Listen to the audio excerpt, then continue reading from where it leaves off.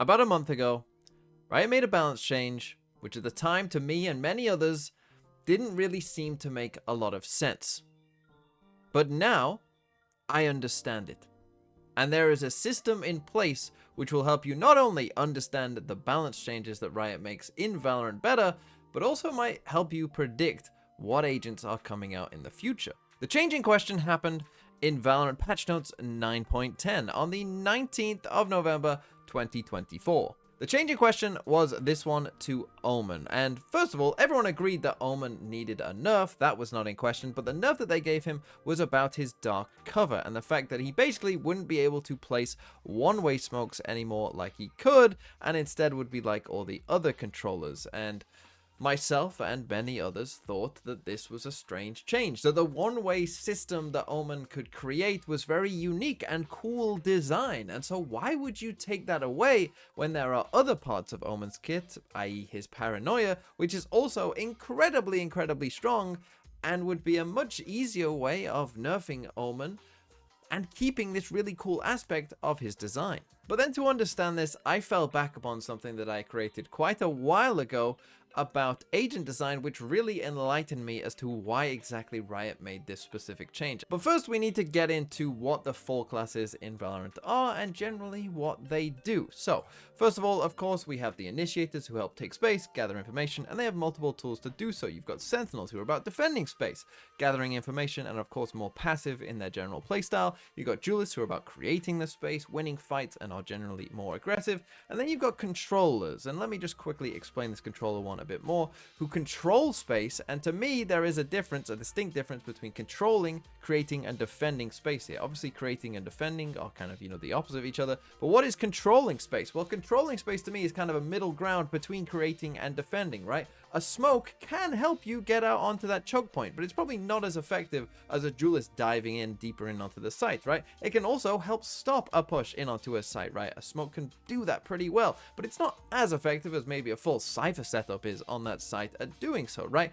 So controlling space can do both, but maybe not as effectively as the others do. Controllers also deny information, but they also are very team-oriented. Let me explain, right? Because even if we take perhaps the least team-oriented controller, which is Clove, right, who has abilities to heal themselves and, res themselves, essentially, right?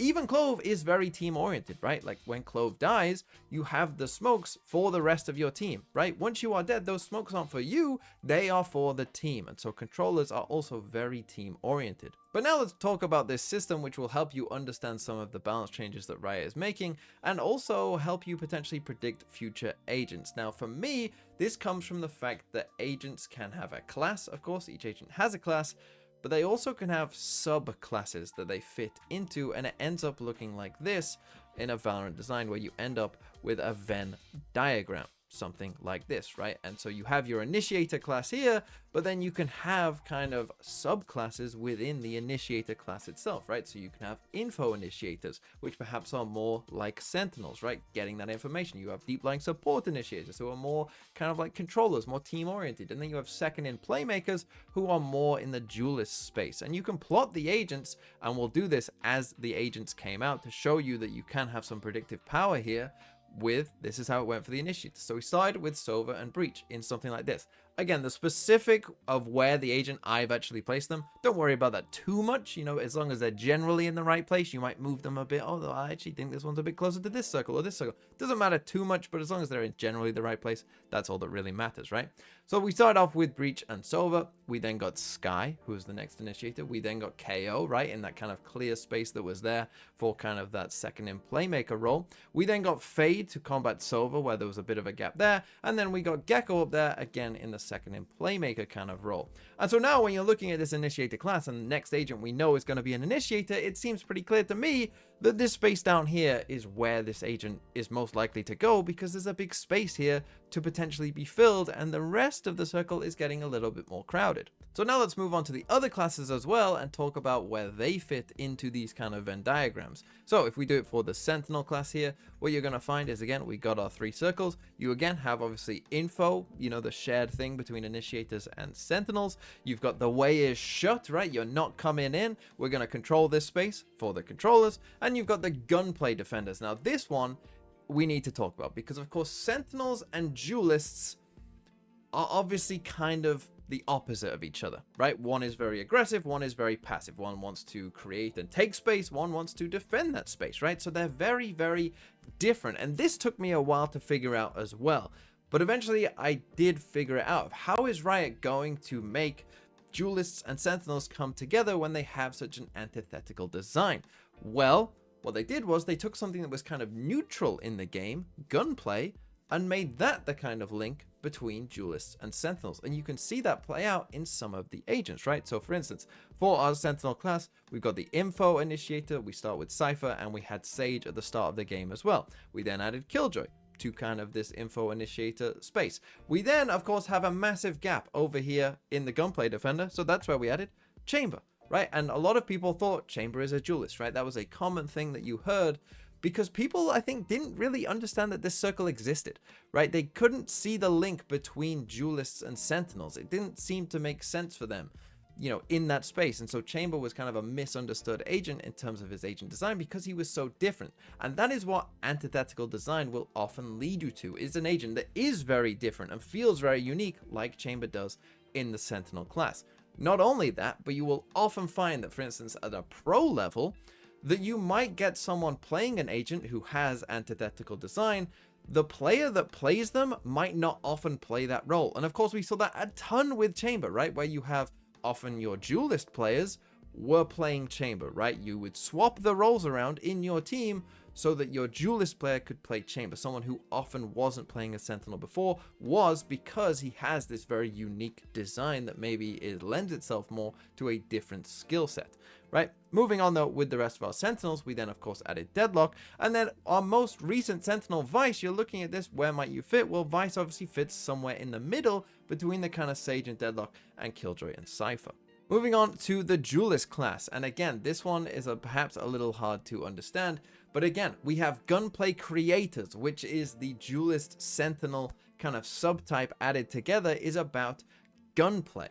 That is the link between those two classes. You've got Space Invaders for the controllers, and you've got the Team Playmakers for initiators. And we started off with these kind of 4 Duelists just here, and yes, I know that it sounds weird to have Reyna in the kind of Sentinel subclass, but again, I think it does make sense in that you think that Reyna is a very unique agent, or was, until eventually we added ISO, right? So if we add the rest of the Duelists, we end up with this kind of as our graph here. When we added ISO, you look at Reyna and ISO and you might be like, are they really Sentinel subtypes? That doesn't seem to really make a ton of sense to you. But if you think about it, they do have a very different design to basically every other agent, right? Apart from those two, and you would say they are probably closely linked to Chamber, right? He is perhaps the most closely linked to ISO and Reyna, right? And also you get the same thing of where you might get different people in a pro team playing these agents, right? You might get Alfia, who's normally a Sentinel player, playing an ISO, right? You might get, back in the day, someone like Shados playing Reyna for Gambit, right? You might often end up with people who you might not normally expect to be on a Duelist role playing these kind of agents, because they're not normally like the other Duelists. And then finally we have the controllers, and for the controller class, you've got some interesting things here as well, right? So the Way is Shut, the Deep Lying Support, and the Space Fighters. And again, we started off with these 3 agents here. And the first thing I want to talk about is Brimstone, because Brimstone is kind of the one agent perhaps in the game that I think kind of sits somewhat in the middle of his Venn diagram. And I think that that makes sense, right? Brimstone is meant to be kind of the basic agent, right? He's meant to be kind of the introductory agent to new players. And that makes sense that you would have an agent that kind of does a bit of everything, right? Like he has a Molly, which obviously is going to shut the way, Sentinel subtype, right? He has obviously the kind of Stim Beacon and the fast smoke, so potentially Julus, but the Stim Beacon can also be used, of course, as an initiation tool for his teammates as well. So he kind of sits somewhere in the middle of all this, and I think that makes sense for an introductory agent of, I kind of do a bit of everything, you know, but I'm not necessarily great at any one thing either, right? You then, of course, have Omen here down towards the Duelist Initiators. We then ended Astra, right? Which makes sense. There's a pretty clear direction of a new space in the game. And Astra, I would say, used to be perhaps a bit higher up here, right? With the old kind of Astra stock, maybe a bit higher. They decided to nerf that a bit, which brings Astra a bit down here, you know, closer perhaps towards the initiation. You then got Harbor, and Harbor, I think, is an interesting agent in that I think he's probably the hardest agent to place on these Venn diagrams whatsoever. And I think that is why we know that a Harbor buff is coming. The Riot devs have confirmed that, but they've also said that they're struggling to find a good Harbor buff, one that they're happy with. And I think that's because Harbor's position on this Venn diagram isn't that clear, right? Like, he does have some initiation tools, of course, his ult being the main one. You know, you could argue the Cascade is kind of one as well. You know, he also, though, has the slow of the walls, which is kind of more maybe Sentinel subtype kind of thing. So I think the Harbor is just kind of difficult to place on this, and that's probably why Riot maybe is struggling, because it might require a bit of a redesign to push Harbor very clearly into one of these groups, right, wherever they want to go with him. But then, of course, again, you're looking at this, you know, controller class, like, where's the next controller going to be? What do you think it's going to be? Right, it's going to be up here. It's going to be Clove. It's going to be, you know, about taking fights. It's going to be about self-sustain. It's going to be more Duelist-like, right, as a subtype in general. But now let's answer the question that I posed at the start of this video, which is, why did Riot give Omen the nerf that they did? Because it was doing this Venn diagram that helped me understand this. Because the thing is, when you think about Omen and his space in the game, and what Omen is trying to do, and what Omen was probably designed to be, he was designed to be this kind of, you know, aggressive duelist, you know, with a bit of initiation in there as well, obviously with the paranoia. You know, that was kind of his space. This is his role on the Venn diagram. The problem is, by giving him all of the one-ways and the ability to do all those one-ways, that's a very Sentinel-esque design choice. Right? That's about controlling a space and not letting people into that space. But that's not what Omen is trying to be. Omen is trying to be a kind of duelist, initiator, hybrid secondary class. Not Sentinel. He should be the opposite of Sentinel. Right? And so when they gave him those one-ways and the power to be able to do that, and you have to remember, they have nerfed those one-ways multiple times, right? They initially nerfed it to where you could only place it on specific things, whereas you used to, at the start of the game, be able to place them pretty much anywhere you wanted, right? Then they changed it to only make it certain positions, then they completely removed it, right? So very clearly there was a direction here of, we don't want him to have this kind of Sentinel-esque ability. But he was just really good at all three different areas, right? He was really good at controlling a space, he was really good at fighting and taking space, and he was really good at potentially setting up the team as well. Right, so he just had all three and was really good at all three. And you can be in the middle of these graphs if you're like, you know, okay, or maybe not that great at all three, right? Like Brim is. Whereas Omen was doing it all really well. And that was the problem. And so I think in this nerf, even though initially to me it didn't make a lot of sense, what they were trying to do is push Omen down here again.